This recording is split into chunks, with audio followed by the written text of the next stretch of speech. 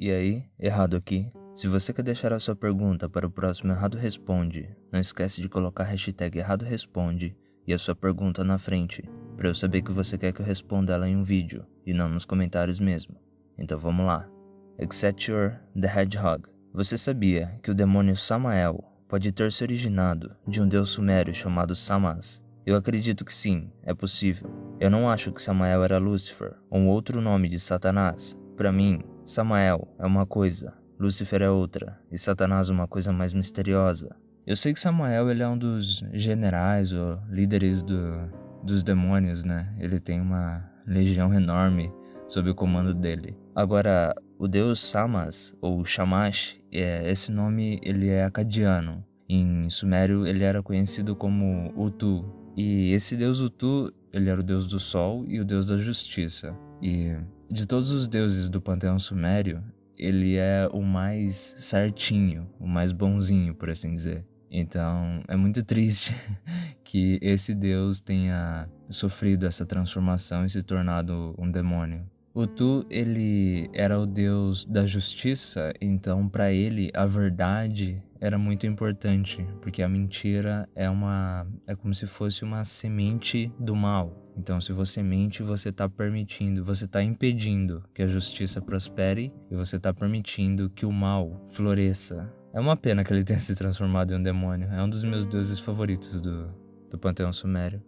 Guilherme Souza. Obrigado por responder minhas perguntas. De nada, mano. Na sua opinião, sobre o livro de Enoque e sobre o rei gigante, Ogi, e as criaturas amálgamas presentes em alguns textos sagrados que a igreja ama esconder de nós, eu não diria que a igreja gosta de esconder. Eu acho que a igreja tem uma agenda e uma história que ela quer contar, e talvez esses livros, como o livro de Enoque e alguns outros textos apócrifos, não se encaixem nessa narrativa. Então eles simplesmente ignoram esses livros. Eu acho que é mais uma questão de arbitrariedade, porque a igreja, ou as igrejas, escolhem os textos que elas querem ter como canônicos.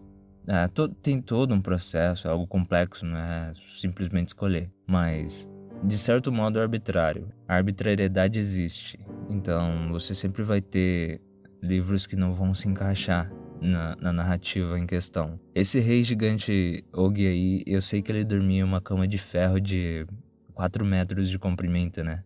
Então a criatura era gigantesca, né, cara? Existem muitos gigantes na Bíblia, né? E em textos apócrifos também. Ivan da Fonseca Bastos. Entre todos os monstros, qual, na sua opinião, é o mais plausível de existir e qual o menos provável? A palavra monstro, ela se refere a um ser que não pode surgir por conta própria na natureza. Então, através do processo de evolução, no caso. Então, eu não necessariamente usaria a palavra monstro para descrever todas as criaturas que a gente aborda aqui no canal. Eu usaria seres paranormais, porque a palavra paranormal se refere a algo desconhecido, que a gente não entende a metodologia ou a mecânica de como tudo funciona para que essa entidade possa existir. Então, eu acho que é possível que existam mecanismos da realidade para que certos seres possam existir, mas eu acho que como o nosso universo tem certas limitações físicas, a gente tem que entender que existe uma certa conservação de energia. Então, eu tendo a acreditar que metamorfoses muito rápidas não são possíveis, como a do lobisomem, por exemplo. Talvez metamorfoses mais lentas que demoram um longo período de tempo, se bem que com vertebrados eu também não entendo como isso funcionaria. Mas existem seres que são mais... Eles têm um comportamento e uma aparência mais animalesca. É só uma questão de estrutura física que a gente para de entender eles como animais e começa a entender eles como monstros, né? Por assim dizer. Ou entidades paranormais, pelo menos. O chupacabra, por exemplo, é basicamente um chacal, um coiote, com uns dentão gigante. Ou, às vezes, um felino com uns dentão gigante.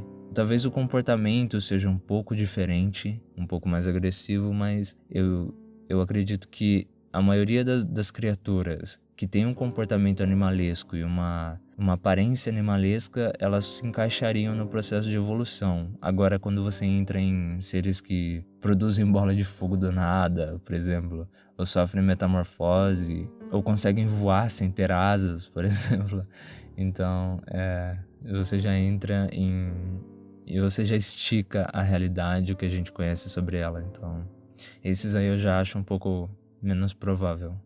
Desconhecido. Acredita que o misticismo ajudou de alguma forma no desenvolvimento do cérebro humano? Eu acredito que o misticismo ele é um produto do cérebro humano e, sendo um produto, ele começou a ser exercitado e agiu de forma retroativa no cérebro humano. Então você cria aquele ciclo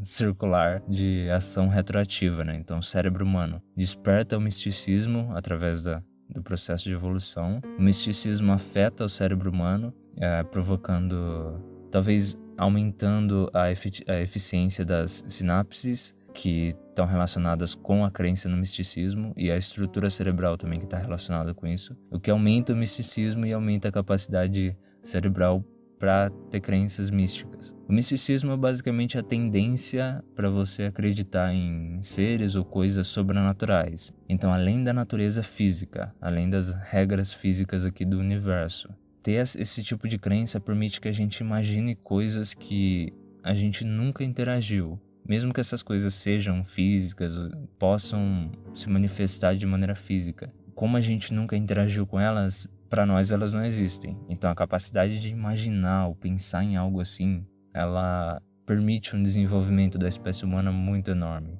E considerando que deuses existem e que a natureza deles é sobrenatural, além desse nosso universo aqui, ou pelo menos da realidade física com a qual a gente tem um contato mais imediato, a crença em algo sobrenatural, a capacidade para isso é a ponte de conexão com esses deuses. Porque se a gente não conseguisse ter uma crença mística, a gente nunca ia conseguir conceber a possibilidade de deuses. Lucas Mendes, você acredita que o mundo vai acabar? Quando eu vejo esse tipo de pergunta, esse tipo de assunto, eu imagino que a questão é se o mundo vai acabar durante o nosso tempo de vida. Porque depois que a gente morreu, meio que não importa tanto em um nível pessoal. E eu sei que pessoas vêm acreditando que o mundo vai acabar milhares de anos, acabar no tempo de vida delas. E eu não sei se essa é uma maneira boa de existir. Você tem que conceber a sua mortalidade, né? Tem o estoicismo, que quem é super old school sabe que é uma filosofia que eu tento adotar há bastante tempo, vários anos. E no estoicismo tem essa noção de memento mori, que é você pensar no momento da sua morte constantemente.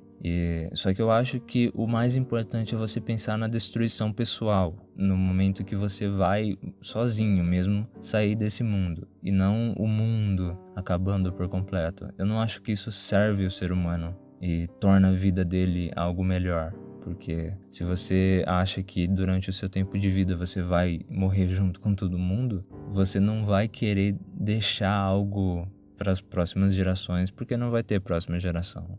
Eu não gosto desse caráter escatológico das religiões. Eu acho que ele é um desserviço para a humanidade. A gente não pode querer que esse mundo termine para que outro melhor surja. Eu acredito que a gente tem que tentar transformar esse mundo no melhor possível. E isso a gente faz com ações pequenas, né? Cada um faz aí no seu dia a dia com ações pequenas. Feito isso, a gente consegue transformar o pós-vida, se ele existe, em algo decente. Porque se a nossa ideia é abandonar tudo isso aqui porque tá ruim, quando a gente chegar lá do outro lado, ou quando a gente colonizar um outro planeta, por exemplo, a gente vai tornar tudo ruim de novo. A gente vai arrumar um jeito de fazer o paraíso ser ruim, então... Eu acho que o tratamento tem que ser nosso primeiro. Então, eu não acredito que o mundo vai acabar no meu tempo de vida. Talvez ele acabe, e se isso for acontecer, é algo que eu vou ter que lidar quando for acontecer. Mas eu não vejo a utilidade de viver pensando nisso. Tem toda essa cultura de prepper e tudo, de pessoas que se preparam pro fim do mundo, e eu não acho que eu conseguiria viver assim, não. Zezo Malta. Oi, Errado. Bom dia. Errado. De todas as mitologias e folclores, qual foi o primeiro folclore ou mitologia a apresentar os dragões? Existe alguma lenda dessas criaturas em nosso país? Adoro seu canal, tamo junto. Valeu, mano. E eu tenho outra pergunta do Thiago Bezerra Santos. E aí, Errado? A cada vídeo você tá se superando. Muito bom. Muito obrigado, mano. Existe alguma lenda ou história de dragões ou criaturas de outros mitos no nosso país? Muito obrigado. Eu quis juntar essas duas perguntas porque elas tratam a respeito de dragões e eu quero falar dos dois de uma vez. Eu vou falar sim sobre várias outras lendas do folclore brasileiro. A minha ideia é fazer no mínimo 50, mas eu acredito que daria para fazer 100 vídeos na minha playlist. E existem sim dragões no folclore brasileiro. Dragão basicamente tende a ser uma serpente às vezes com asa, às vezes sem asa, mas uma serpente peçonhenta, extremamente peçonhenta. Uma víbora com veneno além de todas as outras criaturas. A primeira mitologia que eu tive acesso, a que eu pude estudar, que trata sobre isso é a Suméria.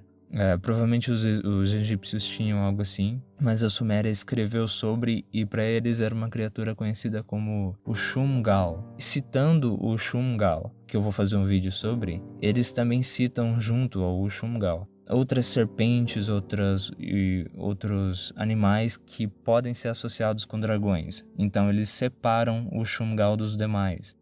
Eles escrevem essa criatura como sendo o monstro mais aterrador do deserto, que sozinho ele ataca qualquer criatura, ele não tem medo de nada, e é uma característica que eles inferem aos deuses e aos heróis. Eles falam: você é o dragão sanguinário do deserto, o dragão devorador de homens que bebe sangue, o deus Nergal, acredito que seja descrito assim. Então os sumérios têm, e acredito que são os primeiros que falam sobre o dragão. Talvez eles tenham uma visão um pouco diferente, mas eu vou tratar a respeito disso quando eu for fazer o vídeo. Mas basicamente é uma serpente, uma víbora extremamente peçonhenta. No Brasil eu tinha visto uma cobrinha com asas, mas como não me chamou muita atenção, eu acho que eu não consegui achar informações o suficiente para fazer um vídeo. Então, infelizmente, eu acho que eu não vou abordar.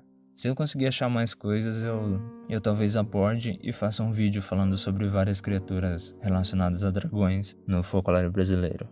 Perry: Errado, o que você acha sobre demonologia? Eu estudo bastante sobre esse assunto e percebi o quanto confuso é, porque muitos deuses de várias culturas são vistos como demônios e criaturas. Por exemplo, eu realmente nunca vi de onde saiu a ideia dos diabretes. Eu acho que é uma interpretação de um duende, só que demonizado. O que você acha? Mas Errado, gosto muito de você, cara. Você é um dos meus criadores de conteúdos favoritos. Você é top, cara. Valeu mesmo, mano. Fico muito feliz em ouvir isso. Eu nunca estudei demonologia a fundo, mas o meu entendimento dela é o seguinte: imagina que você tem uma vizinha que não gosta de você, e essa pessoa tá falando sobre você. Ela não vai falar as coisas mais bondosas. Então o cristianismo, ele tem uma narrativa, uma história que ele quer contar, como toda religião. Eu não acho que o que o cristianismo fez é algo absurdo, porque isso é bem comum de religiões tentarem assimilar outras, e a demonologia ela é uma continuidade dessa assimilação, né? Ela é um modo dessa assimilação. Ela surgiu durante a Idade Média, pelo menos da maneira como a gente conhece, e começou a meio que sincretizar deuses não cristãos. Eu não gosto de usar o termo pagão porque ele é um termo muito vago, que não faz muito sentido, mas deuses não cristãos, e começou a dar para eles características que eles não necessariamente tinham na religião original, ou entre a cultura original em que eles surgiram, ou que eles faziam parte. Eu não uso a demonologia como uma base para eu estudar outras religiões. Eu acho que ela é uma interpretação cristã e ela deve ser entendida como isso. Então, independente de onde vieram os diabretes, é uma visão cristã. Então, se você for buscar a origem, talvez a origem seja completamente diferente. Então, você tem que escolher a visão que você está tendo daquela entidade. Se você está estudando demonologia, foca só nos diabretes que são abordados dentro dessa área de conhecimento. Faz sentido você buscar uma origem, tentar entender de onde veio, mas não tenta criar paralelos, porque as crenças mudam conforme o tempo vai passando. As crenças são como se fossem um organismo vivo, então elas sofrem alterações. evolutivas, por assim dizer. Então provavelmente realmente são interpretações de duendes. Eu não gosto de culpar os duendes, entendeu? Não é como se o comportamento dos duendes era assim, assim, assim, então quer dizer que claro que eles foram entendidos como demônios. Porque muitas vezes esse comportamento, essa crença, ela é interpretada através de uma ótica diferente daquele povo cuja lenda ou cuja história, cuja criatura surgiu. Então você vai ter uma deturpação de um jeito ou de outro. Mas eu fico muito feliz com o seu comentário, cara. Muito obrigado mesmo. Mas aí, esse foi o Errado Responde dessa semana. Eu espero que vocês tenham gostado e até o próximo. Eu sou o Errado e esse é o Erro do Mundo. Adeus.